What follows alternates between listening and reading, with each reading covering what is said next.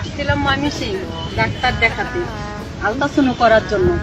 মানুষ আলট্রাসাউন্ড করে দেখে ছেলে হবে না মেয়ে হবে, আর আমি আলট্রাসাউন্ড করে দেখলাম বিএনপি ক্ষমতায় আসবে ভাই। এই হচ্ছে গরিবের আরেক মমতাজ। আমি শিওর উনি শিল্পী মমতাজের পা দেওয়া বানিয়ে গেছে, না হলে এমনটা হওয়ার কথা নয়। চিন্তা করেন তেল মারতে মারতে কি অবস্থা করতেছে। আসলে পৃথিবীতে অন্য সবকিছু পরিবর্তন হলেও বাঙালি কখনো পরিবর্তন হবে না। হ্যালো এভরিওয়ান, অস্থির বাঙালি সিরিজের আরো একটি এপিসোডে আপনাকে স্বাগতম। বরাবরের মতো আজকের পর্বটিও হবে অনেক বেশি মজার। তাহলে আর দেরি কেন, চলুন শুরু করা যাক। This is new Bangladesh. Wow! Karikir dekho, kira wow na? খালি মাল কামাল। Awesome! খালি wow লাগতেছে। অবস্থাটা দেখছেন, চারদিকে শুধু কেক আর কেক বিজনেস। আগে ছিলাম আমরা মাছে ভাতে বাঙালি, আর এখন হইছি মাছে কেকে বাঙালি। এগুলা কি বানা যায়? যাই হোক, কেক বানাতে পারে এমন একটা মেয়ে বিয়ে করতে হবে, তারপর শুধু পেশাই পেশা হোগা। কি বলেন? তা মন্দ হয় না।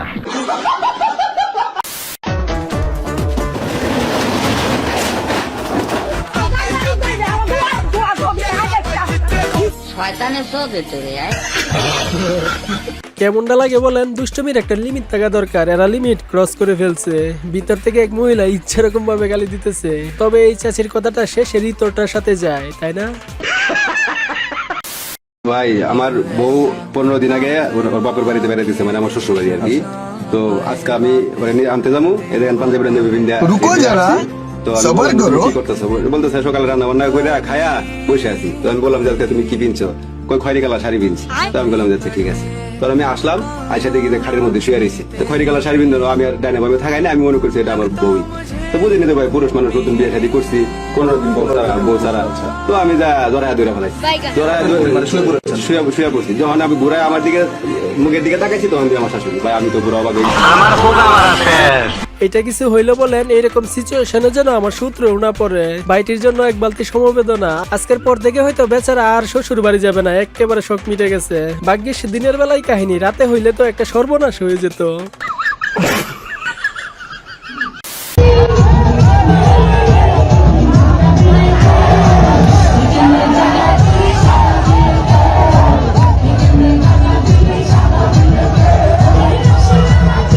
ये सब क्या देखना पड़ रहा है? দেখছেন অবস্থাটা? এর জন্যই 999 কল দিলে তাদের পাওয়া যায় না। তারা কোনো না কোনো কাজে এভাবেই ব্যস্ত থাকে। আর এইদিকে জনগণের পিছন মারা হয়ে যাক, তাদের কিচ্ছু যায় আসে না। साले को बम से उड़ा दूंगा एक। আমার কপালে কি এরকম বিছানায় মোটা একটা জামাই জুটলো? এটা কি কোনো মেয়ে মেনে নিবে বলেন?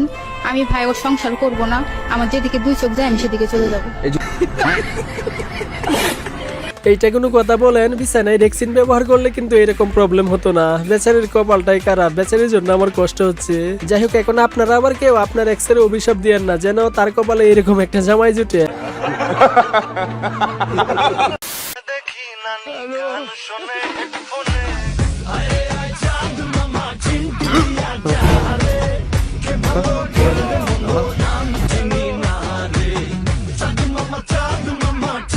আল্লাহ হাওলা ওয়ালা কুওয়াতা ইল্লা বিল্লাহ।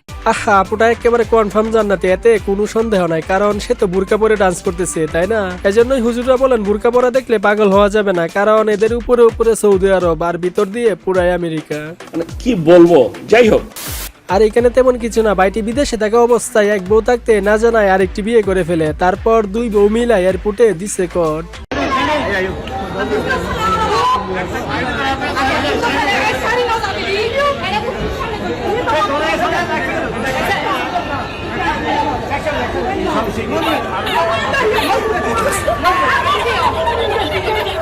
গাইজ, এনাদের তিনজনকে আগারগাঁও কেক বিক্রির জন্য পাঠিয়ে দেয়া হোক, বিজনেস ভালোই হবে। কি বলেন?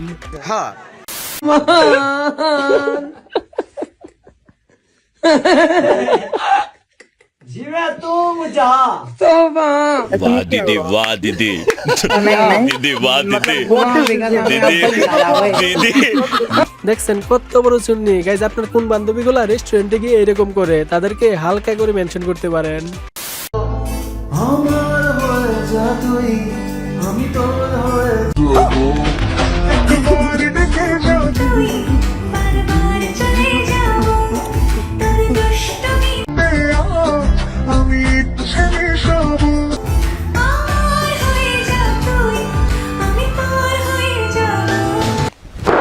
Emotional damage. কি আফসোস হচ্ছে, হিংসে হয়? হিংসে হওয়ার কিছু নেই, সবই হচ্ছে কপাল। তবে গাইজ এই ইঞ্জিনের সাথে এই সিসিস বসলো কিভাবে? সিসিস নাম্বারের সাথে তো ইঞ্জিনের কোনো মিল নাই, মামলা দেওয়া উচিত। যাই হোক, এদেরকে দেখে মনে হচ্ছে রোলস রয়েলস এর চালক, সিএনজি ড্রাইভার। এটা কি মানা যায় বলেন? এইটা কি কোনো কথা? তারপর এই দুই চুরকে দেখুন কিভাবে প্রকাশ্যে জেমে পড়ে থাকা গাড়ি থেকে চুরি করতেছে। এগুলা দেখার কেউ নাই।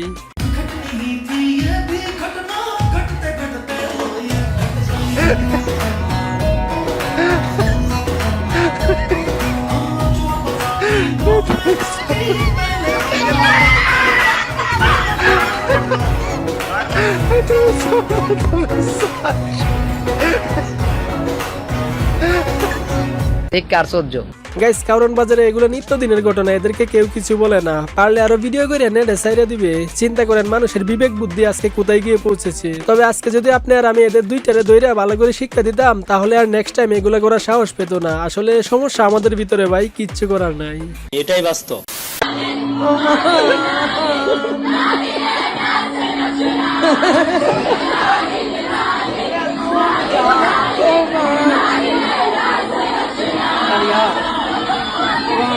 দেখছেন এদের শরীরে কত কারেন্ট, এত কারেন্ট কই থেকে আসে? মনে হচ্ছে নাইসা সবকিছু ভেঙে ফেলবে। তবে এদের মাঝখানে এখন একটা সাপ ছেড়ে দিলে ভালো হতো, নাগিন ডান্সে একেবারে বের হয়ে যেত। কি বলেন? আপনাকে একটা প্রশ্ন করি। বলেন। আচ্ছা, 4 আর 4 কত? আর না ভাই, 4 আর 4 44। আচ্ছা, আপনি চাইলে প্রশ্নটা আমি আবার করতে পারি, আপনি সঠিক অ্যান্সার দিতে পারেন। ওকে। আচ্ছা, 4 আর 4 কত? 44। না ভাই, 4 আর 4 8। এখানে পাগলকে আপনারাই বলেন, সাংবাদিক নাকি হিরো আলম? সারা জীবন পরে আসলাম 44 আর এরা বলতেছে 44। এটা কি মানা যায়? মনে হয় শুকনা পাতা পানি দিয়ে গিয়ে লাগাইছে, তার জন্য এই অবস্থা।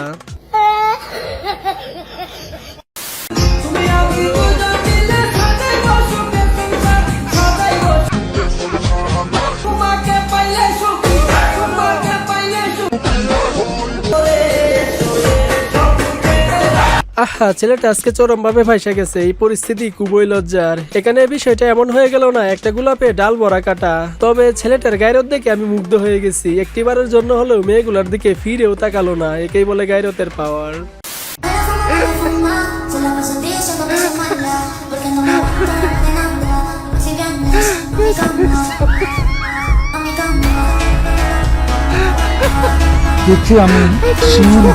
হয় একদম ঠিক আছে, পুরাই হ্যান্ডসাম রিক্সাওয়ালা মামা। মনে হয় শ্বশুর বাড়ি থেকে গিফট পাইছে। আসলে কাজ যেটাই হোক, যুগের সাথে তাল মিলিয়ে চলাটাই হচ্ছে আসল ব্যাপার। হ্যালো রহমত, এই আমরা কাউনিয়া পার হচ্ছি। এত বড় রাস্তা রেখে গাড়ি খেতে গেল কিভাবে? কিছুই তো মাথায় আসতেছে না। নিশ্চয়ই এখানে কোনো কাহিনী আছে। যাই হোক, এখন কারো ক্ষতি না হলেই হয়। আপনি করেন কি কোন তো? আমি বন্ডামি করি, বাটপারি করি, সিটারি করি, এটি করে খান, এটি করি খাই। আমরা আসলে বন্ড? আমি তো আসলেই বন্ড। হ্যাঁ, আমার বন্ধুরও দিনকাল এইভাবে চলে। গাইজ, আপনার কোন বন্ধুগুলোর দিনকাল এইভাবে চলে তাদেরকে ভিডিওটা শেয়ার করে দিতে পারেন। ওকে গাইজ, আজকের মতো এখানেই শেষ করতেছি। আর ভিডিওটি যদি একটুও ভালো লেগে থাকে তাহলে একটি লাইক করে চ্যানেলটি সাবস্ক্রাইব করে পাশে থাকবেন। সবশেষে ভালো থাকবেন, সুস্থ থাকবেন। টেক কেয়ার, আল্লাহ হাফেজ।